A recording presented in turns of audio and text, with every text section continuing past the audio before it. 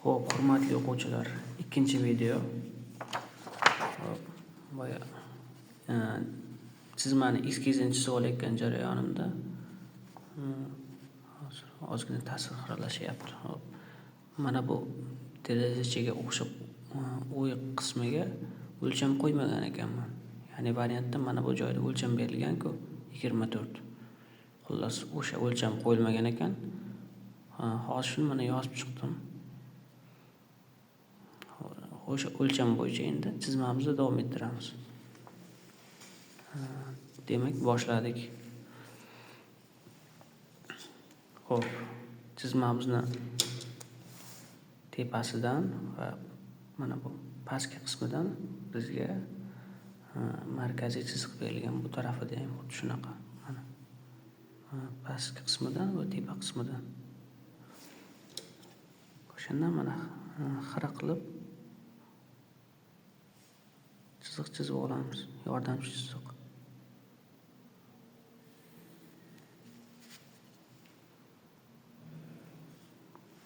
Bu tarafidan ham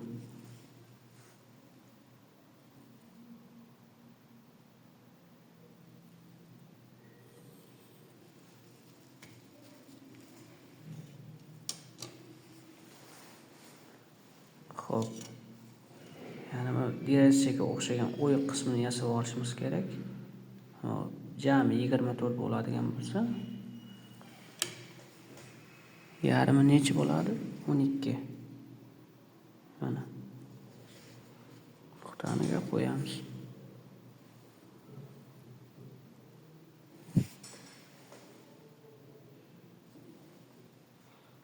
Hop. 10 dan 9 gacha 1 cm, yana 2 mm qo'shsak 12.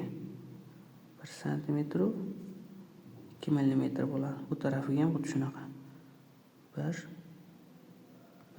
2 mana. 12 ga 12 24. Mana. Hop.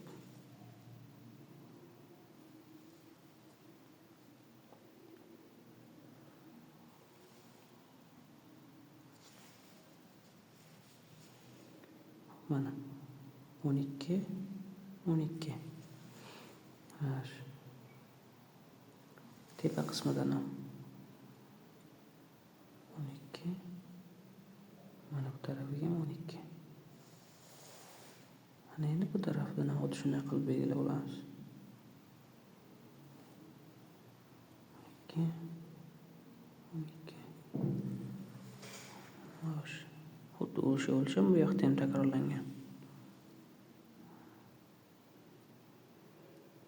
Qo'yamiz.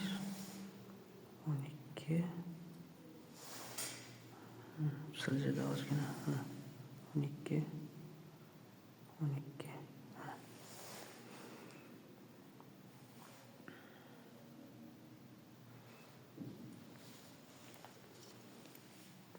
Xo'p, bu tarafdagi markaziy chiziqni bu tarafga ham chizib olishimiz kerak. Sizga ko'rinyapti menimcha. Xo'p. Buni olib markaziy mana buni bu tarafiga qo'yamiz. Pastdagi mana birinchi markaziy chiziqdan o'tgan markaziy chiziq. O'shandan belgilab olingan Z mana. Ko'ryapsizmi? Mana. Shunga borib mana.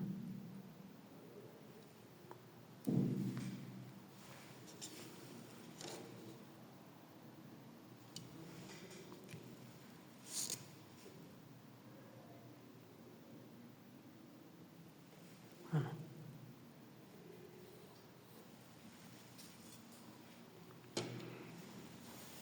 Mana derazachani pastki qismi. Mana kesishgan nuqtasi bor. Ko'rdingizmi? Mana. Mana shu qismi.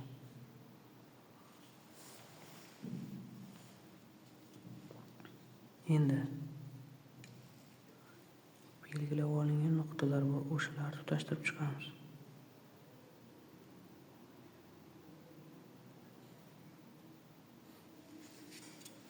Mana. Mana.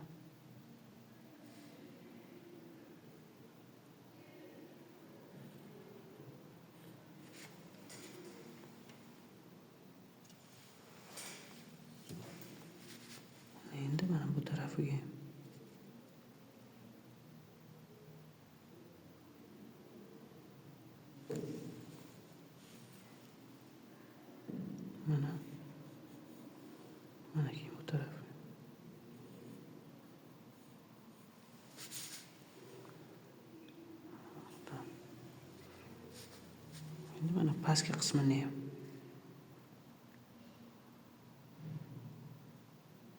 e'tibor bersangiz, hammasi shu chizmada berilgan o'lchamlariga parallel holatda tutashtirilyapti. Unchalik qiyin emas. Mana.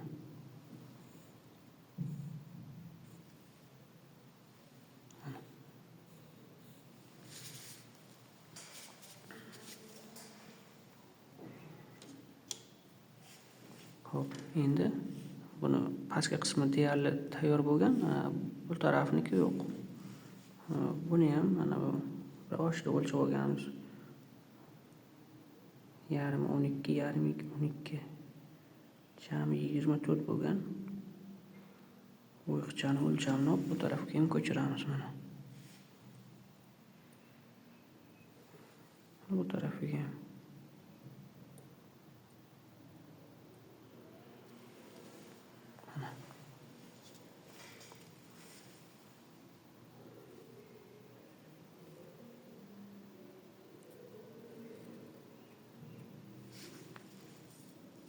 Mana bu tarafiga.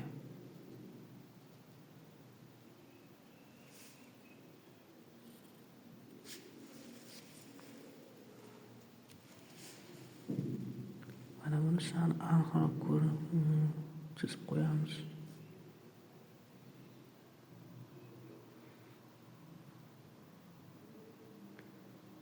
E'tibor bergan bo'lsalaring, mana bu o'chirishga hali shoshmaymiz. Chunki mana bu bizda yordamchi va kerakli chiziqlar borda. Chizish jarayonida chiziq ham o'chirib tashlayversangiz, kerakli belgilab olgan nuqtalar yana keyin qayta topishingizga to'g'ri keladi, keyin o'zingizni chalg'itishi mumkin. O'shaning uchun hamma belgilab olingan nuqtalar chizma yakuniga qadar turgani yaxshi. Xo'p, mana detalda mana bu qismi. Mana bu qismiga olib boramiz. Mana bu qismiga.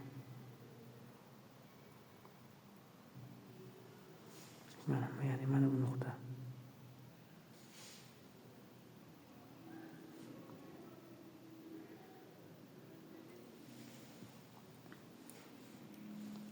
Xo'p. Mana bu qalinlik, mana bu qalinlik, to'g'rimi? Bizda qolayotgan qismi. Xo'p. O'shandan hozir yordamchi chiziq o'tkazib qo'yaylik. Hozir bizga chizma davomida kerak bo'lib qoladi. Mana.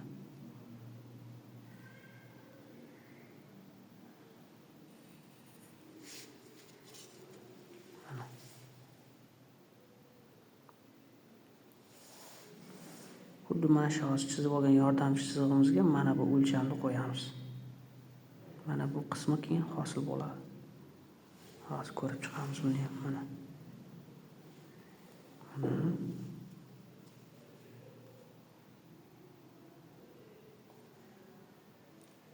Mana bu nuqtaga ko'ramiz. Mana bu qismidan ekan.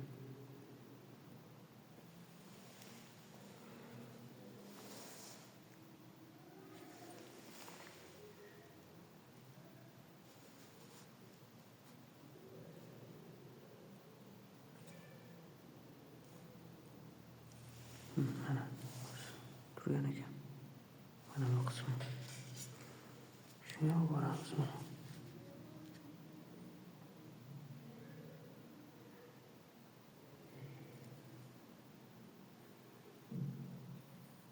Har xil tasvirlab olishimiz kerak.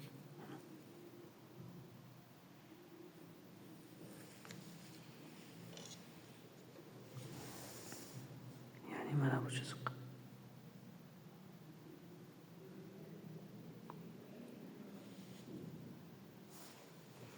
Mana boshdan qo'yaman. Mana ikkita nuqta. Mana keyin. Ozgina qiyshayishlar bo'lishi mumkin. Bunaqa bo'lib turadi lekin. Qo'lda chizilgani uchun ozgina qiyshayishlar, yana parallellik ozgina yo'qolishi mumkin. O'sha narsaga ham ahamiyat beringlar. Iloji boricha mana shunaqa kamchiliklar bo'lmasligi kerak. Xo'p.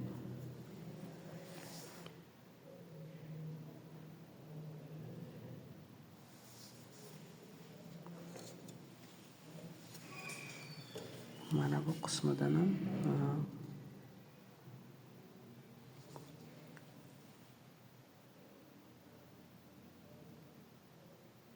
mana bu Z o'qiga parallel holatda edi-ku, o'shanday qilib chizma chizib olishimiz kerak.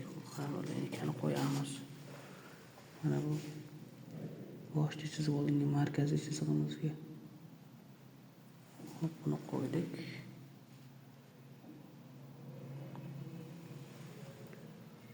Endi bu yoqni to'g'rilab olishimiz kerak.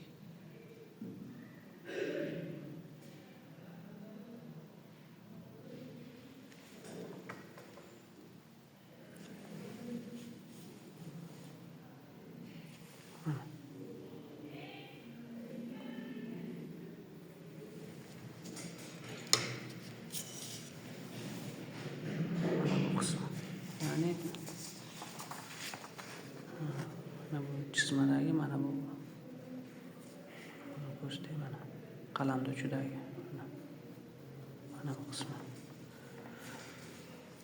Xo'p, aynan mana shu qismini mana bu tarafiga bajarib olishimiz kerak. Buni ham mana markaziy chiziqqa qo'yib,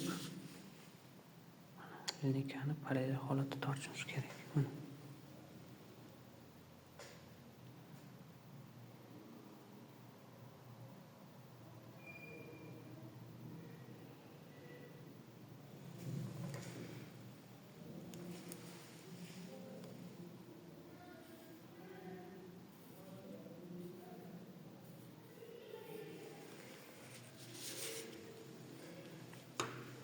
Ya'ni mana bu qismi, ikkinchi qismi. Xo'p. Endi qiladigan vazifamiz xo'sh. Mana buni mana bu bo'y qismini va mana bu bo'y qismini tashlash. Bizda nuqtalar bor, o'shalar bo'yicha ham tortib hosil qilsak bo'ladi.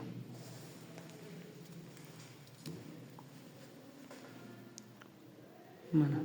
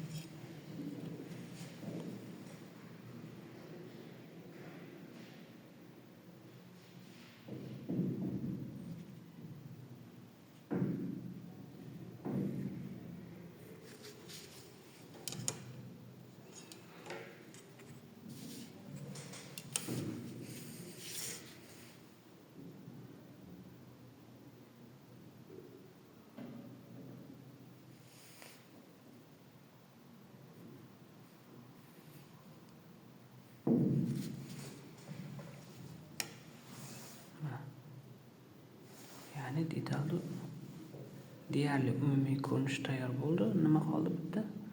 Markazidan o'tgan aylana o'yiqcha, o'shani chizishimiz kerak.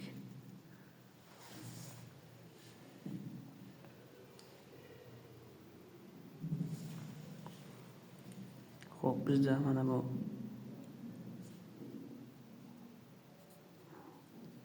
yozib qo'y, 15 balandlik bor. O'sha 15 millimetrlik balandlikda mana chizmani yasab olganmiz mana shu qismi.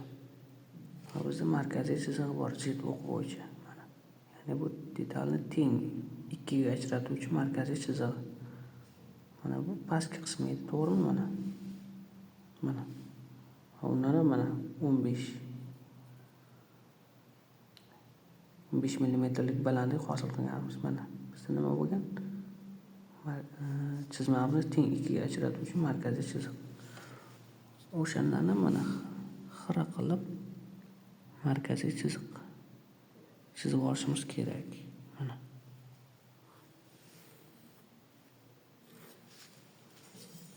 Ya'ni mana ko'ryapsizmi? Shu markaziy chizig'imiz mana pastdagi, tepadagi pastdagi tepadagi 15 millimetrlik, ya'ni 1,5 santimetrlik balandlikdagi chizma.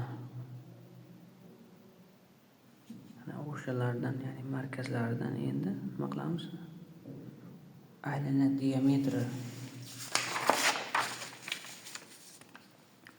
diametri 32 bo'lgan, mana ustida bitta aylana, keyin tagidan buni qalinligini ko'ringan. Ya'ni ikkita aylanani bajarib olishimiz kerak. Uni ham hozir alohida chizma qilib, mana bu shu aylanani aksinometriyada bajarilishini ko'rsataman. Ikkinchi videomiz o'z yakuniga yetdi. Endi 3-videoda buni ko'rib chiqamiz.